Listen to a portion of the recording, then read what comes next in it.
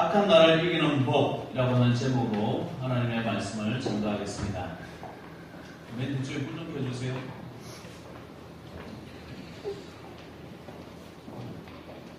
할렐루야. 네.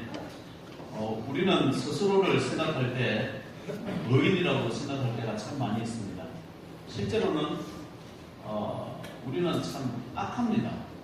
의인, 착하다, 좋다 이런 경향이 있을 뿐이지 실제로는 우리의 생각, 우리의 삶, 나 자신을 돌아볼 때는 악합니다. 하나님의 말씀을 우리가 적용시켜 나갈 때 한번 잘 보시면 너는 그래야 되는데 너는 뭐라고 이렇게 얘기합니다. 아유 저는 못된 사람이나 뉴스를 볼 때도 그 사람에게 적용을 시키지 나에게 적용시키는 경우가 별로 없습니다. 자신의 죄를 회개하기보다 남을 정죄하는 데 많이 사용하고 있기 때문에 그래요. 그래서 오늘 1절에서 4절 말씀을 이렇게 잘 보다 보면 이 악함의 성격들이 어떤 것이 있는가를 잘 보여줍니다. 첫째는 하나님을 거절하면서부터 나오는 것이죠.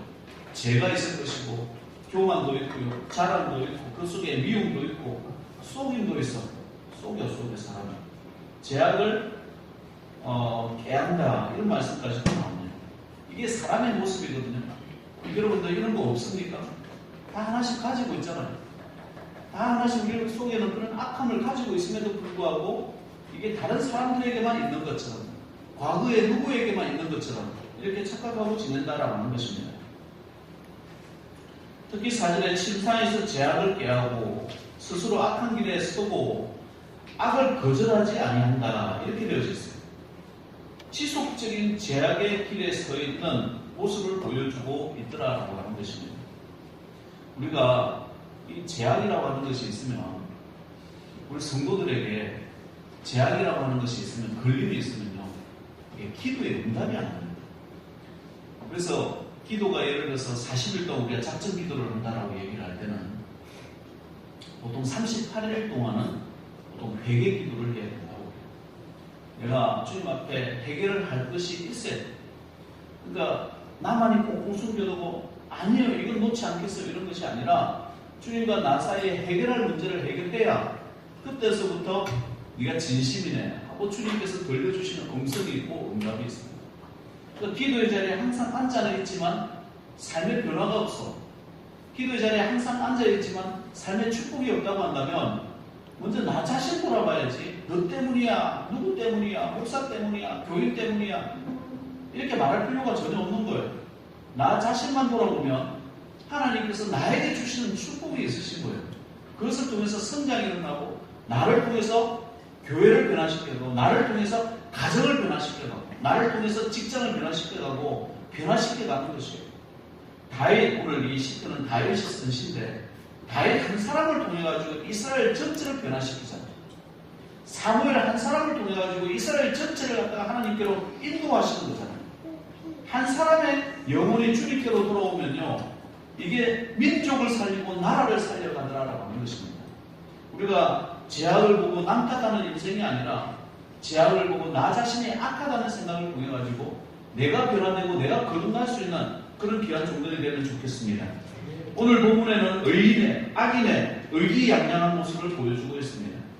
창세기 6장 5절 말씀 한번 읽어드리면 여호와께서 사람의 죄악이 세상에 가득함과 그의 마음으로 생각하는 모든 계획이 항상 악할 뿐임을 보시고 노아 시대의 사람의 모습이에요. 우리의 생각은요 늘 불평불만 원망하거나 아니면 기죽어서 보내거나 그냥 연약한 모습 그냥 그대로 들어 보이거나 내 말하는 것이나 내 행동하는 것이 늘 섭섭한 가운데 있거나 오죽하면 부흥사들이 섭섭마귀가 들어서 그렇다고 이야기를 한다. 그러니까 별별 행동들이 기제들이 다 있는 거예요. 그러니까 우리의 마음과 생각은요 스스로 생각하십시오. 나는 악하구나. 나는 악한 사람이야 이렇게 생각하셔요. 근데 내 이런 악한 사람을 하나님께서 착하다고 의인 삼아 주신 거구나. 이러면 은혜가 되는 것이에요. 나는 원래 착한데 너 때문에 내가 나빠졌어. 이러면 인생 참 괴로운 인생 살 수밖에 없더라라고 하는 것입니다. 주님께서 우리를 참 선하게 지으셨지만 여러 이유에서 우리는 많이 약해져 있는 거예요. 그러니까 나는 악하다 생각하시고 다른 아예 악하다고 생각하면 거기서부터 희망이 나오고 긍정이 나와요. 근데 나는 착한 데라고 생각하고 나는 의롭다고 생각하면서부터 다른 사람은 정죄하고 다른 사람은 나쁘다고 생각하고 이 세상 모든 것 부정적으로 바라보기 시작을 하더라는 겁니다. 그럼 우리는 어떻게 이런 악한 나를 이길 수 있는가? 한 두 가지 설명하려고 합니다. 우리 주님의 십자가 한번 바라보시라는 겁니다. 늘 십자가 바라보는 삶을 살아야, 예수 그리스도 바라보는 삶을 살아야 나의 악함이 드러나시고 나의 악함이 비교되어지고 내가 뭘 잘못한지를 알게 되고 고치려고 하는 거예요. 왜 악한 사람이 악한 것을 고치지 못합니까? 왜 행동이 어제 행동이나 지금 행동이나 똑같이 합니까? 그러면서 왜 큰 소리를 칩니까? 좋은 것을 보지 못했어요. 거룩한 것을 보지 못한 거예요. 의로움이 무엇인지를 보지 못한 겁니다. 죄의 뿌리는요, 늘 우리 마음에 있습니다. 겉으로 드러나는 것이 중요한 게 아니라 그 사람 마음속에 숨어 있는 것이 중요한 거예요. 현재 우리의 모습을 되돌아볼 때 겉으로는요, 뭐 예배에 감동이 있고 예배자의 사례가 있고 사역의 열매와 행동과 경건함이 있을 것 같지만 한꺼풀 벗고 보십시오. 제가 이 가운 한번 벗고 보십시오. 여러분의 그 속마음을 한꺼풀 벗고 보십시오. 그러면 그 안에 얼마나 추악함이 있고 더러움이 있는가라고 하는 거예요. 이런 제약 가운데 있지만 마음이 괴롭고 삶이 어려운 가운데 있는 것이 아니고 이상하게도 하나님께서 어제보다는 더 낫게 해주시고 더 나은 길로 하나님께서 축복하시더라는 거예요. 기쁨을 준비를 해주셨고 우리 마음에 즐거움을 주시려고 하나님께서 노력하시고 그런 주님이죠. 그 기쁨으로 살아가는 것이 성도의 모습. 나의 초아함을 볼 때는 아무것도 축복받지 못하는 인생이 될지 모르지만 주님께서 나를 위해서 준비하신 축복들을 바라볼 때는 왜 이렇게 나 같은 죄인을 주님께서 잘되게 해주시고 축복해 주시는지 그 이유를 보는 거예요. 그게 주님의 은혜 아니겠어요? 그게 십자가 바라보는 성도의 모습이라는 거예요. 예를 들어서 다윗이 범죄한 그 가운데 사실은 큰 범죄들이 정말 많이 있어요. 한 마을을 싸그리 다 죽여버리니까 어린 아이로부터 임신한 여자, 뭐 남자, 노인 살 것 없이 다 죽여버리는 그런 다윗의 잔악 무독한 사람일지도 몰라요. 그러나 하나님께서는 거기에 대해서 전혀 성경은 이야기하지 않습니다. 원래 죽었어야 되는 사람이라고 오히려 그렇게 이야기하고 전멸시켜버리죠. 블레셋 사람들을. 사무엘상 12장을 보면 다윗은 밥세바를 범하고 나서 이제 죄가 타고날까봐 그 남편 우리아마저 죽게 돼버립니다. 이 죽게 될 때에 그 주변에 사람들도 많이 있었을 텐데 아무도 이의를 제기하는 사람들도 없고 또 다윗도 가만히 있는 거예요. 가만히 있는 거예요. 가만히. 그때 나단 선지자가 나타나서 오지랖을 합니다. 너 이름은 얘기냐? 라고 했을 때 다윗이 그냥 그 자리에 신하들도 다 옆에 서 있는데 그 자리에 꿇어서 내가 여호와께 범죄하였습니다. 라고 이야기합니다. 내가 네 나단한테 범죄한 게 아니고 나는 여호와께 범죄하였습니다. 하고 꿇어옵니다. 이 말을 통해서 이것을 통해서 알 수 있는 것은 다윗이 뭘 잘하고 뭘 못했는지를 알고 있었다는 거예요. 그런데도 불구하고 죄를 지을 수 있었는가? 사람은 죄를 지을 수 있다라고 이야기합니다. 하나님의 영광을 드러내는 왕으로서 무게가 있어야 되는데 하나님을 생각했어야 되는데 욕망을 생각했고 탐욕을 생각했고 자기의 명예만을 생각하다 보니까 이렇게 죄를 지을 수 있는 거예요. 대부분의 왕들이 신하 앞에서 무릎 꿇겠어요? 꿇지 않죠. 그러나 하나님의 영광을 생각하고 교회를 생각하고 맡겨주신 사명들을 생각할 때는 다윗이 무릎 꿇게 합니다. 다시 제자리로 돌아오더라라고 합니다. 우리는 성도입니다. 크리스찬입니다. 예수 믿는 사람들이에요. 사업을 할 때나 직장을 다닐 때나 무슨 일을 할 때에 나는 예수 믿는 사람으로 살아가요. 나는 기독교인으로 살아가요. 다른 사람들이 나를 볼 때 내가 한 행동에 대해서 하나님께 영광이 될까 교회의 영광이 될까 이것을 생각하면서 싸우는 거예요. 영적 싸움을 하는 거예요. 그게 성도의 모습이에요. 성도의 삶은 예수 그리스도를 의식하면서 살아가는 것이고 그래서 그 무게가 삶의 무게가 있어지는. 그래서 함부로 하지 못하는 거예요. 함부로 하지 못하는 거예요. 한 번은요 아들을 학교 보내는데 이렇게 와서 자회전을 이렇게 했어요. 거기가 바로 건널목이네. 우리 사거리 건너고 있어요. 근데 보니까 할머니 한 분이 이렇게 나이 드신 분인데 천천히 걸어오시는 거예요. 어떻게? 보니까 거의 중앙선을 넘고 난 좌회전을 했고 섰죠. 서야지 어떻게? 지나가고 아닐 것 같고 그래서 섰어요. 아니나 다르나 뒤에서 바로 따라오던 차가 뒤에서 쿵 하는 거예요. 아이고 받았네. 마음은 급한데 뭐 어떻게? 그냥 가면 안 되거든요. 내렸어요. 내려서 보니까 상익이 학교랑 같은 학교 학생이 교복 입은 채로 그 옆에 앉아있고 운전수는 방금 자다 일어난 엄마가 놀란 모습으로 아이고 어떻게 괜찮은가요? 어떤가요? 미안해 하면서 이렇게 봤어요. 이 범퍼가 제거지면 안 되는데 하면서 봤는데 일단은 표가 없어요. 보험 처리하세요. 이 말이 나왔을까요? 안 나왔을까요? 안 나오죠. 왜 안 나와요? 상혁이 아빠가 가족과 이렇게 모습을 캐보면 다 나오고 보험 처리하는 순간에 다 나오고 그죠? 또 너가 아빠 대 상혁이랑 서로 왜 말할 수 없는 거예요. 말할 수 없는 거예요. 아이고 괜찮네요. 놀라지 않으셨어요? 아 예 괜찮아요. 괜찮아요. 아이고 어서라도 빨리 학교 보내야지요. 하고 갔어요. 아니나 달라 저녁 때니까요.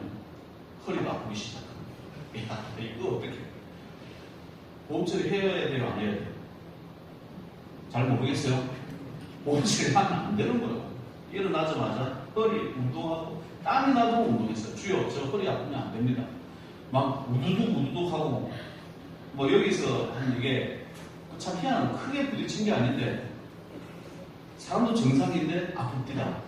말을 못하고 뭐 운동하고 땀 내고 그렇게 자는 거예요. 한 3일 아프더니 괜찮은 거예요. 예수 이름으로 살아간다는 것이요. 모든 것이 사실은 조심스러운 거예요. 주님 이름으로 살아간다는 것은 여호와의 영광 가릴까봐 내가 할 수 있음에도 불구하고 법적으로 할 수 있음에도 불구하고 하지 못하는 일들이 사실은 너무나 많은 거예요. 그게 성도의 모습이라는 거예요. 교만한 자의 발이 11절 말씀에 보면 내게 이르지 못하게 하시며 악인들의 손이 나를 쫓아내지 못하게 하소서. 다윗은 그 마음에 죄를 품은 사람들을 만날 때에 그 위험함을 표현해주고 있는 모습입니다. 그래서 하나님께서 저를 보호해달라고 악인들이 나와 함께하지 못하게 하달라고 주여 지켜달라고 기도하고 있더라. 우리도 사람인데 우리에게도 위험한 느낌, 거절한 느낌, 성경을 떠난 느낌들 그런 사람들을 만날 때의 어려움들 왜 없겠어요? 그러니까 우리는 주님 앞에 더더욱 기도하고 주님 바라볼 수 있도록 합니다. 주님 생각하면요 억울한 것도 참으면요 그게 영광되는 거예요. 감사함이 있는 거예요. 억울해. 내가 잘못한 게 없어. 그래도 주님 생각하면 감사한 거예요. 고린도전서 2장 2절 말씀. 내가 너희 중에 예수 그리스도와 그 십자가에 못 박히신 것 외에 아무것도 알지 아니하고 작정하였습니다. 바울이요 2차 전도 여행 시에는 바울이 똑똑한 사람이 헬라 철학과 유대 철학을 다 섭렵한 사람이에요. 2차 전도 여행 시에 아테네에서 세상 철학자들과 같이 논쟁을 벌인 적이 있었어요. 그때 전도가 됐냐? 전도가 전혀 안 됐어요. 그때 실패인 이후에 바울이 이렇게 고백하는 거예요. 이제는 예수 그리스도 외에는 예수 그리스도 십자가 외에는 내가 자랑할 것도 없고 내가 알려줄 것도 없다는 거예요. 내가 주님만 바라보면서 내가 복음 전하겠다는 거예요. 내가 가지고 있는 지식, 내가 가지고 있는 경험, 내가 가지고 있는 능력을 하는 것이 아니라 오직 성령의 나타나심으로 내가 주의 삶을 감당하겠습니다. 이게 성도의 모습이에요. 저와 여러분들이 세상에 나오면 얼마나 많이 가졌습니까? 얼마나 많이 잘 되어져 있습니까? 그거 자랑하면서 복음 전할 수 있을 것 같습니까? 아닙니다. 내가 예수 그리스도 바라봄으로 하나님의 임재를 경험함으로 예수 그리스도 능력 나타남으로 우리 가정으로 돌아가시고 여러분 지역으로 돌아가시고 여러분 사업을 하시고 여러분 직장을 돌아가시는 거예요. 거기서 빛이 되고 소금이 되는 그 능력이 나를 통해서 주님 나타나게 해달라고 이렇게 기도하셔야 돼요. 그게 주님 바라보는 사람의 능력이더라고요. 하나님께서 어떻게 역사하실지 모르죠. 늘 제약의 본성에 따라서 내가 가지고 있는 본성, 옛사람, 옛날의 모습을 보면서 살아가지 마시고 사람들이 만들어 놓은 어떤 문화, 유행 따라서 살아가지 마시고 주님께서는 나의 나됨을 주님 바라보면서 살아가라고 하셨다고 한다면 주님 바라보면서 살아갈 수 있는 귀한 크리스찬 성도들 되시길 바랍니다. 그러면 나의 악을 이길 수 있는 거예요. 세상의 악을 이길 수 있는 거예요. 두 번째, 고난의 큰 바다가 올 때에 이게 주님의 사랑이다 생각하는 거예요. 우리에게는요, 이 파도가, 큰 파도가, 인생의 큰 파도가 올 수 있습니다. 6절 말씀에 보면 주의 의는 하나님의 산들과 같고 주의 심판은 큰 바다와 같으니이다 라고 했는데, 여기서 큰 바다라고 하는 것이 고난의 바다예요. 어려움이 온다는 거예요. 예수님께서 꼭 채찍을 들어서 잘못했을 때나 아니면 훈련을 받기 위해서 잘못 안 해도 우리 인생에 고난이 올 때가 있더라라고 하는 것입니다.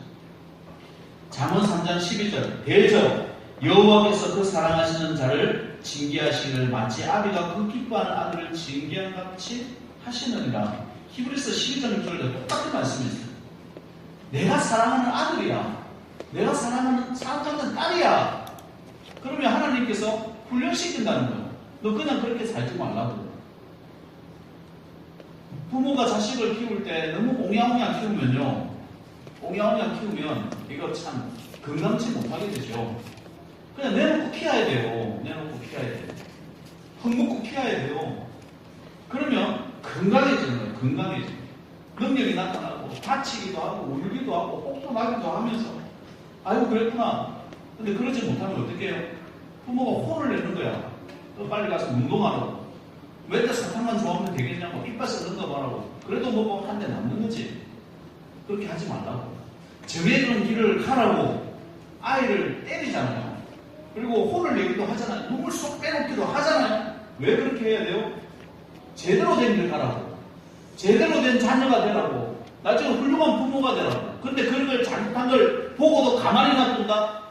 나중에 부모 고생하는 거예요. 부모 두들겨 패. 부모 가슴 찢어지게 만드는 자식 됩니다. 마찬가지예요. 성도도요, 처음 예수 믿을 때 어려움과 고난이 왔을 때 하나님께 오히려 감사하고 그 고난의 큰 바다가 있을 때 하나님의 사랑을 확인하면서 가는 게 이게 성도의 모습이에요. 시간이 지나갑니다. 이 참 귀한 시간이 지나가요. 근데 이런 아픔과 고난이 없이 그냥 지나간 사람들은요, 보면 나중에 집사가 되고 권사가 되고 장로가 됐어. 그럼 맨날 나 좀 봐달라는 거예요. 맨날 애기야, 애기. 내 비율을 맞춰야지, 교회에서. 예수 그리스도는 어디로 가는 데 없고 내 비율을 맞춰야지. 이게 고난을 당하지 못한 사람의 모습이라는 거예요. 그러나 고난을 가져본 사람은요, 고난의 큰 바다를 지나온 사람은 야, 저기 파도가 밀려와. 이렇게 좀 해야 될 것 같아. 이렇게 좀 피해 있어. 야, 거기 공을 좀 잡아봐. 키를 잡아야 돼. 섬겨주는 거예요. 가르쳐주는 거예요. 이렇게 해야 돼. 너 눈물 나? 이거 건너가야 돼. 건너가야 되는 바다야. 나도 그렇게 해봤어. 섬겨주는 거예요. 근데 그 바다를 지나보지 못한 사람은 다른 사람의 고통을 갖다가 아픔을 갖다가 모르죠. 알 턱이 없죠. 같이 아파봤기 때문에 이겨낼 수 있도록 말할 수 있는 것이고, 이겨낼 수 있도록 그 길을 가라고 진행할 수 있도록 인도해 줄 수 있더라라고 하는 겁니다. 가끔은 우리에게 주시는 고난이 참 이해가 안 될 때가 참 많이 있어요. 이해가 안 될 때, 그럼 그럴 때 불평불만 원망해야 될까요? 아니라는 거죠. 왜냐하면 우리 머리로는 이해가 안 되는 거예요. 우리 경험으로는 이해가 안 되는 거예요. 안 되기 때문에 믿으라는 거예요. 그러니까 안 되는 상황을 가지고 내 머리로 이해하려고 하지 말고, 안 될 때, 이해가 안 될 때 그냥 말씀에 끼워야 된다는 거예요. 우리의 악한 마음이나 악한 생각들을 그냥 말씀에 끼워서 비추고, 내가 잘못됐네. 이러면 마음이 편한 거예요. 내가 고칠 것이 있는데 네가 잘못됐네. 이렇게 되어져 버리면, 너 때문에 내가 고난받네. 이렇게 되어져 버리면 평생 벗어나지 못하는 인생을 살더라라고 하는 것입니다. 하나님께서 우리에게 고난 가운데 빠지게 하는 것은 하나님께서 지혜로우시기 때문에, 우리의 생각과 너무나 다르시기 때문에. 고린도전서 1장 25절 하나님의 어리석음이 사람보다 지혜롭고 하나님의 약하심이 사람보다 강하니이다. 그러니까 주님은 너무나 지혜로우시기 때문에 내 생각으로 이것을 헤쳐나가려고 노력해보는 건 아무 소용없는 거예요. 그냥 주님께서 해주시는 그 바다에 몸을 맡겨버리는 거지. 미국에서는요, 그 파도에 휩쓸려가지고 죽는 사람이 특히 이안류라고 하는 거 들어보셨나요? 이안류라는 파도가 있어요. 얕은 바다에서 어린 아이들이 많이 놀죠. 그래서 어린 아이들이 많이 죽어요.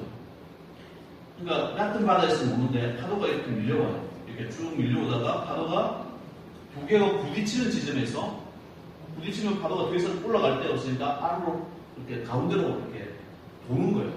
그러면 아이들이 힘이 없잖아. 청소년들 힘이 없잖아. 그대로 바닷물에 실려 들어가는 거예요. 깊은 바다로. 그러면 덜컥 겁이 납니다. 바닥에는 다리가 닿지 않지. 허우적허우적거리다가 거기서 죽는 거예요. 근데 수영을 잘하거나 노련한 사람은요, 오히려 깊은 바다로 들어간다고 해요. 쭉 하고. 파도를 타는 거예요. 쭉 하고 뒤로 쭉 들어가요. 더 이상 파도가 움직이지 않을 때 헤엄쳐서 나와요. 아니면 45도로 나와요. 마찬가지입니다. 고난의 큰 파도가 왔을 때 내가 내 머리로, 내 상식으로, 내 지식으로 바둥바둥 되다가 이렇게 빠져드는 것이 아니라 주님, 이런 고난을 주시는 이유로 나를 사랑해서 때문이지요 하고 그냥 빠져들어가는 거야. 그냥 그 고난에서 그냥 눈물 흘리며 있는 거예요. 그러다 보면 주님께서 때가 되면 이거 모든 것 다 지나가게 하시고 축복의 기회를 주시는 거예요. 그런 마음으로 고난을 받아들이시기 바랍니다. 여기 고생 안 해보신 분 누구 있어요? 다 고생했지. 뒤돌아보세요. 지금 이 시간 예배 드리는 시간만도 평안한 시간이 어디 있는 거예요? 가장 평안한 이 시간이지. 아픔이 없는 사람 어디 있어요? 죽을 고생하는 사람 어디 있어요?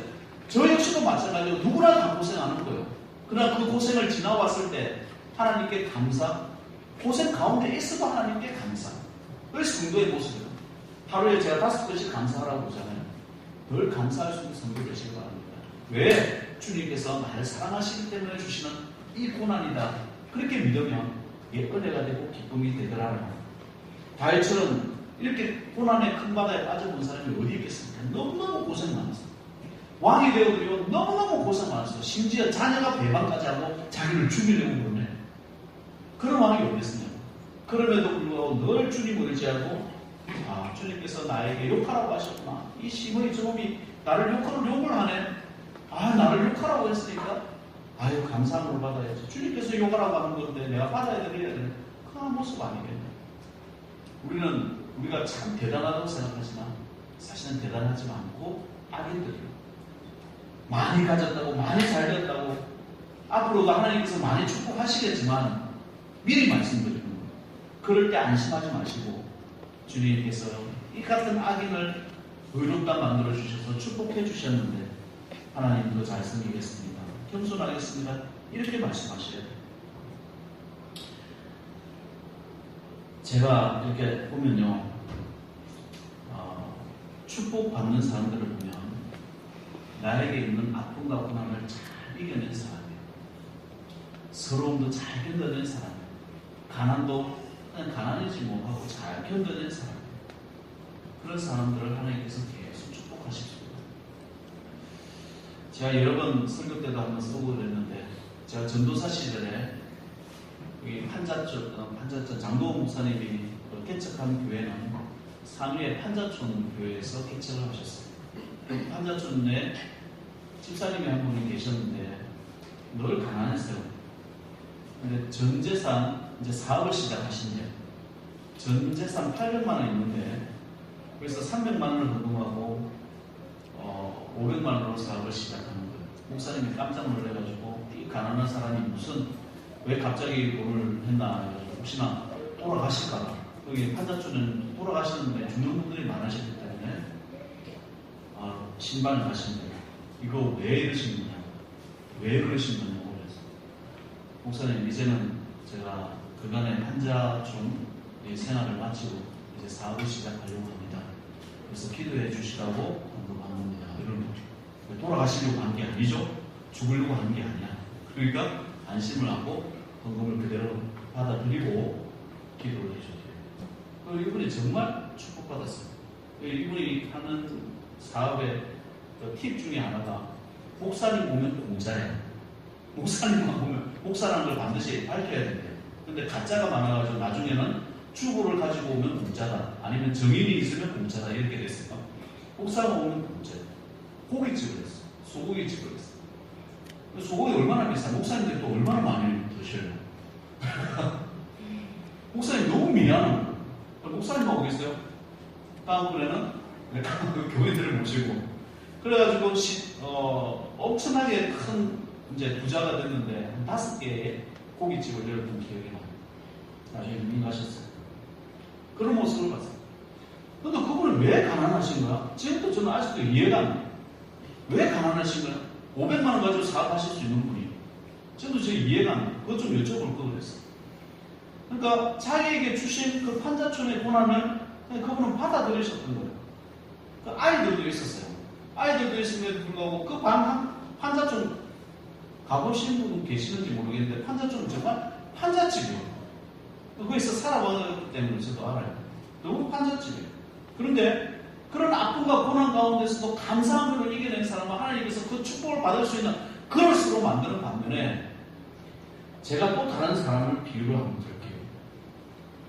못하고 망한 인생을 한번 만나본 적이 있어요. 대표적인 사람이 노숙인 전도할 때 만날 수 있어요. 한번 노숙인 전도를 한번 해보셨는지 모르겠지만 거기 가면 이제 빵과 물을 아침 식사라고 나눠줘요. 이렇게 하고 나눠줘요. 자다 일어나가지고 그걸 받아요. 그래도 힘내시라고, 그래도 용기 가지시라고, 그래도 인생을 힘있게 살아야 되지 않냐고 얘기를 하면 입에서 욕부터 나옵니다. 욕부터 나오고 네가 내 인생을 살아봤냐 어쨌냐 그놈 때문에 내가 망했다 뭐 교회 뭐 때문에 망했다 뭐 교회 얘기하고 교회에서 온 거 아니까 온갖 교회 얘기 모든 교록을 다 쏟아내는 거예요. 그래서 인생이 어떻게 돼요? 노숙의 생활 끝없이 가는 거예요. 온갖 자기가 망하게 된 이유는 그 사람 때문에 남 탓하면서 살아가는 거예요. 그러니까 아무리 물과 빵밖에 먹을 게 없는 거예요. 축복도 물과 빵밖에 먹을 게 없는 거예요. 우유밖에 먹을 게 없는 거예요. 과연 다른 사람 때문에 망했을까요? 아니에요. 그런 악인들이 들어온 것을 허용한 거예요. 그렇게 한 것을 터치하는 것을 허용한 거예요. 본인 문제지. 자기를 바라보거나 나에게 고통 주는 사람을 바라보면요 인생을 더 고통스럽게 살아가는 거예요. 오히려 잊어버려야지. 주님 바라보고 주님께서 나를 사랑해 주셔서 이 고난 주셨네. 그 마음으로 살아갑니다. 9절에서 10절 말씀 진실로 생명의 원천이 주께 있사오니 생명의 원천이 예수님께 있대요. 주님의 비단에서 우리가 빛을 보리라. 예수님 안에서 그 빛을 바라볼 수 있대. 소망을 바라볼 수 있대. 비전을 바라볼 수 있대. 축복을 바라볼 수 있대요. 주를 아는 자들에게 주의 인자하심이 계속 베푸시며 마음이 정직한 자에게 주의 공의를 베푸소서. 주의 인자하심을 계속 베풀어 나가는 그게 다윗의 기도예요. 이게 인생을 살아가는 축복 아니겠어요? 그게 성도의 모습 아니겠어요? 그놈들 아니겠어요? 말씀을 마무리합니다. 우리가 이 땅을 살아갈 때에 하나님께서는 반드시 성도들을 축복하시라고. 왜 축복하실까? 하나님의 나라의 확장을 위해서 여러분이 교회의 기둥되라고 건강하라고 그러면서 존귀하게 오래오래 살아라고 주님께서 축복하시는 거예요. 근데 그 축복을 하실 때 나는 축복받을 만한 사람이야. 나 같은 사람이 축복받아야 돼. 이런 교만한 마음, 악한 마음 가지지 마시고 나 같은 죄인, 나 같은 악인이라도 주님께서 나를 의롭게 여기서 축복하여 주셨다고 늘 겸손하시고 또 축복하시기 전에 반드시 하나님께서 축복의 그릇으로 만들기 위해서 고난을 주셔요. 고통을 주세요. 내가 잘하든 잘못하든 그런 상관이 없어. 하나님께서 복 주시는 자에게는 반드시 고통과 고난이 옵니다. 그럴 때 네 탓이야, 남 탓이야, 세상 탓이야, 뭐 대통령 탓이야 이런 소리 하지 마시고 늘 주님께서 주시는 사랑입니다. 주님께서 주시는 은혜입니다. 그렇게 하면 내 크기가 넓어지는 거예요. 내 통이 넓어지는 거예요. 축복의 그릇이 더 커지는 거예요. 그게 성도의 모습이 드러나는 거예요. 신자는 두 종류가 있답니다. 웅덩이형 신자가 있어요. 늘 일부는 고여 있어서 썩어버리는 신자예요. 둘째로는 생물형 신자가 있습니다. 늘 공급함이 있는 인생이 되더라고요. 늘 공급함이 있으니까 그 물을 마실 수도 있는 물이 되는 거예요. 그 사람 옆에 가면요 늘 풍성해. 기쁨이 넘쳐. 샘물 같은 솟아나는 그런 은혜가 있는 사람. 그게 성도의 모습. 요한복음 15장 4절에서 5절 내 안에 거하라 나도 너희 안에 거하리라. 가지가 포도나무에 붙어있지 아니하면 스스로 열매를 맺을 수 없음같이 너희도 내 안에 있지 않으면 그러하리라. 나는 포도나무여 너희는 가지라. 그가 내 안에 내가 그 안에 거하면 사람이 열매를 많이 맺나니 나를 들어서는 너희가 아무것도 할 수 없습니다. 우리가 예수 그리스도께 붙어 있을 때 능력이 공급되는 줄 믿습니다. 그 은혜로 살아갈 수 있는 귀한 종들 되시길 바랍니다. 오늘 말씀 두 가지 말씀을 드렸어요. 우리가 새벽 기도도 중요하고 우리의 주일 예배도 중요한 이유, 늘 주님 앞에 붙어 있기 위함이고, 나는 악인이에요. 악인인데 주님 바라보면, 예수님과 함께 가면 사람이 바뀌는 거예요. 의인이 되는 거예요. 또 의인이고 죄인이고 간에 고난과 고통이 와요. 그럴 때 죄인스럽게 입에서 불평불만 원망하지 마시고, 고난과 고통이 온다라고 할지라도 주여 주님 너를 사랑해 주셔서 감사해요. 나 이런 어려움 주셔서 산다라고 할지라도 감사하면서 준비하면서 하나님의 축복의 그릇에 통들을 키워가셔서 정말 하나님께서 맡겨주신 사명을 잘 감당해 나가는 믿음의 존재를 주겠어요. 그게 성도의 모습이라 저는 믿습니다. 기도하겠습니다. 하나님 감사합니다. 고난의 큰 바다도 즐길 수 있는 성도 되게 하시고 늘 주님께 붙어있는 축복의 성도 되게 하옵소서. 아버지 하나님, 주님과 함께함이 너무나 저희들에게 큰 기쁨입니다. 말씀과 기도 가운데 거하게 하셔서 악한 날을 이기게 하시고 승리하게 하셔서 아버지 하나님, 세상 탓하고 사람 탓하고 환경 탓하며 살아가는 인생이 아니라 아버지 하나님께서 나를 축복하셨네. 주님 때문에 내가 이 자리에 있네. 주님 때문에 고난을 받지만 이것이 즐겁네. 아버지 하나님께 영광 올려드리는 귀한 종들 되게 하여 주셔서 나의 꿈을 깊이고 아버지 하나님 나의 영성을 아버지 하나님 깊이와 넓이가 커지게 하시며 아버지 하나님께서 맡겨주신 사명 감당하기에 부족함이 없는 귀한 종들 되게 하옵소서. 우리가 이 세상에 잠시 살다가 주님 땅에 있는 동안에 아버지 하나님께 영광 올려드리고 하나님의 기쁨이 되는 종 되게 하옵소서. 잠시 잠깐이면 우리도 천국 가야 됩니다. 아버지 하나님 뒤에 있는 동안에 주님께 영광 올려드리고 하나님 사랑하는 귀한 종 되게 하셔서 다윗처럼 아버지 하나님 죄도 많고 부족한 것도 많은 다윗을 목동을 왕으로 삼아주시고 늘도록 존귀하게 해주셨던 것처럼 우리 소가에게 전 성도들 위에도 늘도록 존귀하게 하시며 그 오기하고 강한 은혜가 늘 넘치게 하여 주시옵소서. 우리 주 예수 그리스도 이름으로 기도드리옵나이다. 아멘.